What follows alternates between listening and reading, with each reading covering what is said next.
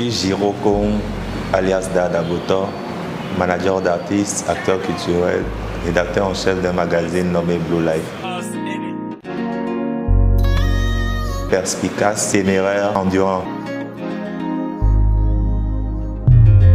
Bon, je pense que c'est venu indirectement de mon père qui, ce que j'ai découvert plus tard quand il était jeune, était acteur dans la troupe de théâtre de son école. Donc ceci lui a donné une certaine culture de la chose musicale qu'il nous a transmis d'une manière ou d'une autre à la maison, au foyer, avec les sons béninois qu'il jouait à l'époque à longueur de journée, les Assassika, les Polyrythmo, les Baisers, les Alepé en haut. Donc c'est des gens que moi j'écoutais tout le temps quand mon père était à la maison en week-end. Mais je pense qu'il n'a jamais cru qu'un homme peut s'épanouir dans le secteur culturel au Bénin, ce qui justifiait le fait qu'il ne voulait pas que je m'intéresse à ce milieu. Mais bon, quand le virus te prend, tu ne peux que faire selon comme les choses te dictent. Donc je me suis entêté, je me suis lancé dans le milieu et voilà.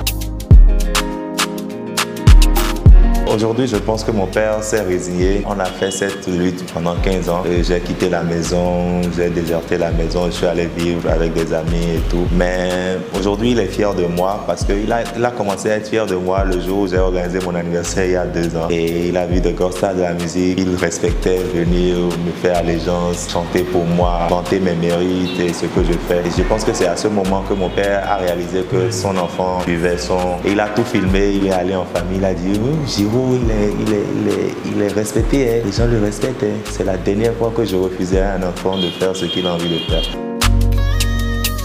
Je suis booker d'artistes pour des événements. L'avantage du secteur culturel, c'est que c'est un secteur qui appelle beaucoup de métiers, connus ou pas connus. Moi, l'activité qui me donne plus de sous, c'est le booking. Je propose des artistes pour des partenaires, des grands noms que je vais taire par raison de publicité, pour leurs événements, pour leurs tournées dans le pays. Et pour des particuliers aussi, si tu as un mariage, si tu as un anniversaire, un baptême, tu veux un artiste qui va répondre à tes désirs, je peux te l'amener, vu que nous, on a un contact plus aisé avec les artistes. Et je perçois mes commissions sur ce service que j'apporte. Donc c'est ce qui me rapporte plus d'argent. À part ça, je suis rédacteur salarié d'un magazine Blue Life où je reçois des commissions sur les annonceurs. Donc il y a plusieurs possibilités de me faire de l'argent. Ou soit j'organise des spectacles aussi, donc c'est un peu ça.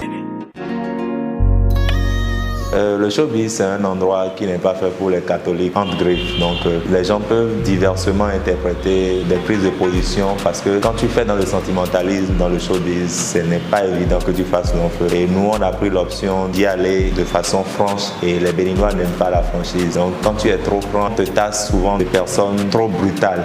Voilà. On te trouve, les Béninois auraient aimé, bon c'est le système francophone en général qui est comme ça, ce qui doit être dit directement, on préfère le dire de façon voilée, alors que moi, je préfère te dire les choses telles qu'elles sont. Forcément, ça ne plaît pas, on me donne tous les noms, voilà, moi, tant que moi j'ai des relations cordiales avec les partenaires, avec les personnes avec lesquelles je deal directement, qui n'ont jamais trouvé à dire par rapport à notre relation, à nos partenariats, bon, ce que les gens disent, j'essaie de m'en moquer, quoi. Oui, une critique, quand tu es une personne connue ou bien que tu as vocation à être un peu connu, tu ne peux pas refuser qu'on parle de toi. Tu ne peux pas t'en empêcher, c'est t'empêcher toi-même de donner de la lumière sur ce que tu fais. Parce qu'on ne commence à te critiquer que quand on commence à te remarquer.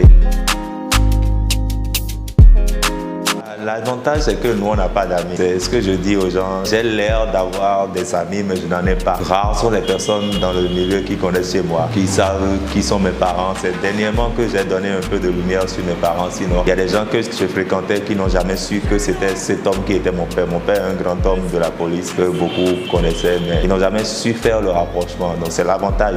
Moi, je connais ce milieu, je sais comment ça fonctionne. Donc, je protège les miens. Et ceux qui me fréquentent, j'ai les mêmes amis depuis 15 ans, 20 ans. Donc si on était aussi, pareil pour Sonia, si on était aussi mauvais, on n'aurait pas les mêmes amis depuis 20 ans. Donc nous, on sait où on va et voilà quoi.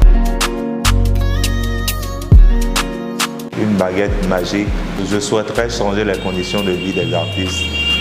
Des pays comme le Nord, des pays africains en général, béninois en particulier, africains en général. Parce que je trouve que nos dirigeants ne se soucient que du politique et se soucient moins de l'artistique et de tout ce qui a rapport. Vous voyez, je donne un exemple simple. Quand on veut nommer un ministre de la Santé, on nomme un docteur, quelqu'un qui a étudié la médecine. Mais quand on veut nommer un ministre de la Culture, on prend n'importe qui. qui peut satisfaire aux ambitions politiques du gouvernant. Et souvent, c'est des gens qui ne connaissent pas le milieu, qui viennent juste, ils ne savent pas c'est quoi les priorités du secteur, ils ne savent pas ce qu'on doit toucher pour qu'il y ait tel impact, ils ne savent rien. Ils viennent, ils vont du coq à l'âne, ils tapagent. Bon, c'est-à-dire que ce n'est pas un secteur qui est considéré, parce qu'en réalité, ça n'arrange pas les gouvernants que les artistes soient autonomes. Parce qu'un artiste autonome, c'est une bombe à retardement. Parce que déjà, la seule personne, le gars seul peut remplir un stade. Si on lui donne la possibilité d'être riche en plus, ça veut dire qu'il peut influencer les choix des votants. Bon, l'avantage, c'est que j'ai été un peu à l'école avant de choisir faire du showbiz.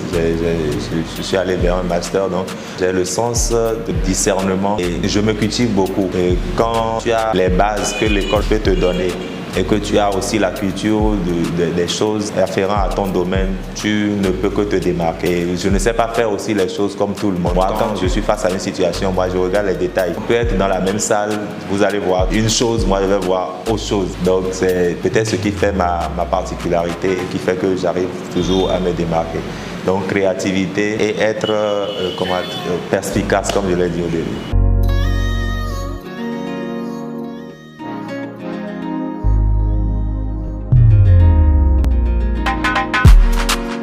Si je devais revenir en arrière, je tiens beaucoup compte des reproches des gens, je tiens beaucoup compte des remarques des gens. Je pense que les gens, en général, m'ont reproché le fait que même si j'avais fait ce qu'il faut et tout, et que ce que j'avais apporté comme soutien à ce label devait être rémunéré, que j'aurais dû les tenir informés quand je prenais le sort et tout, même si je l'ai utilisé pour des fins qu'ils savaient déjà à l'avance.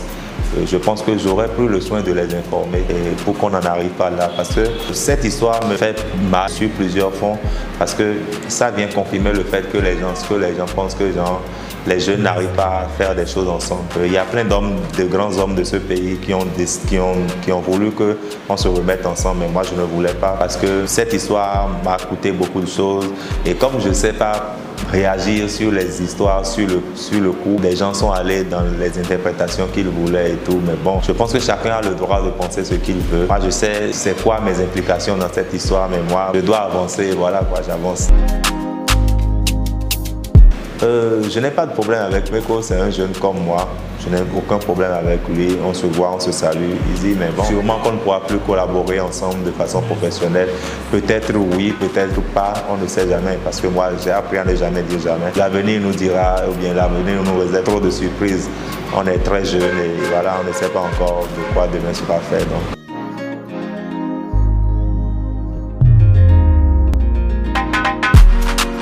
Un artiste confirmé, je pense, pour moi, je respecte beaucoup le travail de Richard Flash. Parce que pour moi, Richard Flash, il représente le pont entre l'ancienne et la nouvelle génération à laquelle j'appartiens. C'est un artiste complet qui est capable de faire beaucoup de choses. Il est arrangeur, il est DJ, il est batteur, il peut faire beaucoup de choses.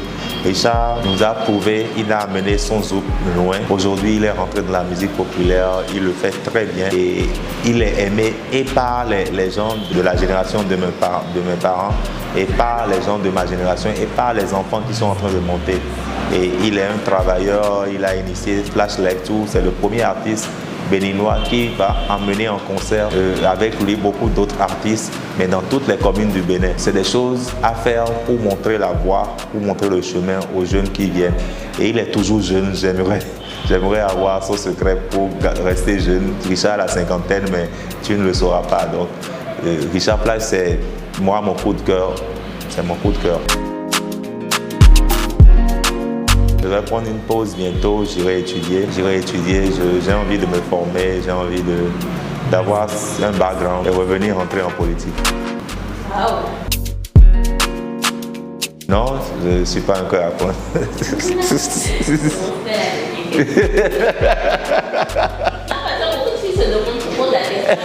Maintenant, je l'ai